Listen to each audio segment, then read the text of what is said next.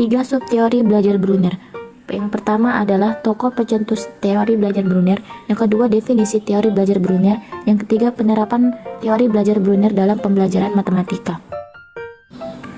Tahukah kamu siapa pencetus teori belajar Brunner ini? Pencetus teori belajar Brunner adalah Jerome Sizemore Brunner. Nah, siapa sih Jerome Sizemore Brunner itu?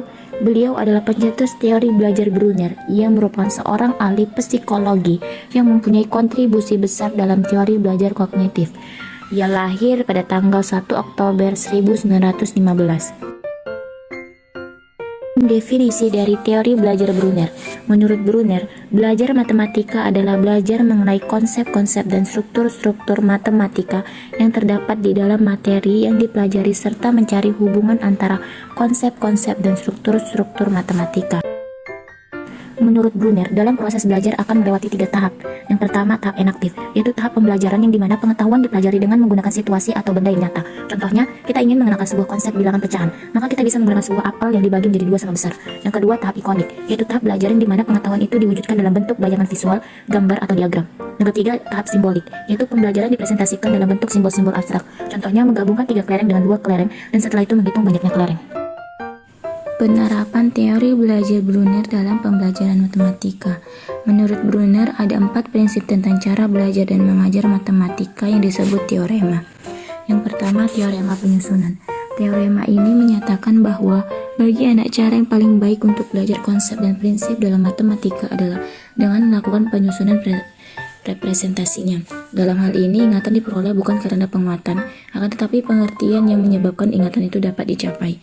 Contohnya, untuk memahami konsep penjumlahan, misalnya 3 ditambah 4 sama dengan 7, siswa bisa melakukan 2 langkah berurutan, yaitu 3 kotak dan 4 kotak. Dengan mengulangi hal yang sama untuk 2 bilangan yang lainnya, anak-anak akan memahami konsep penjumlahan dengan pengertian yang mendalam. Yang kedua, teorema notasi.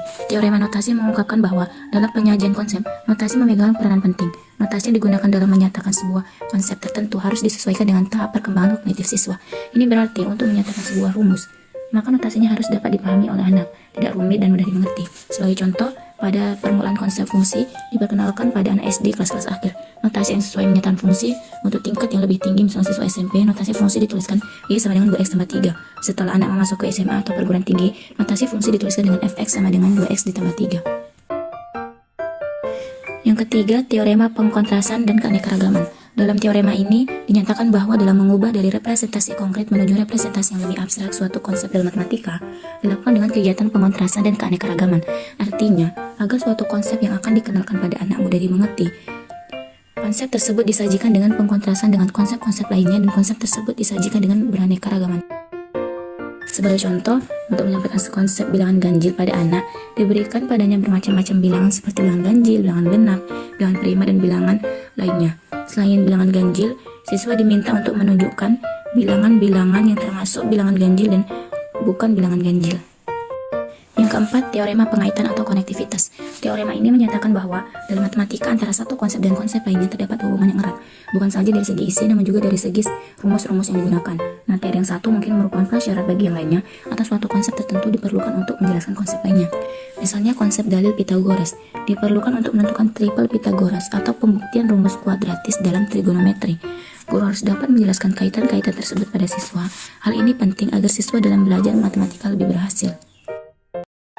Jangan lupa like, comment, subscribe, dan nyalain tombol loncengnya ya. Dan share ke teman-teman kalian semuanya. Terima kasih, semoga kamu bisa mendapatkan ilmu yang bermanfaat dari video saya ini. Semoga beruntung.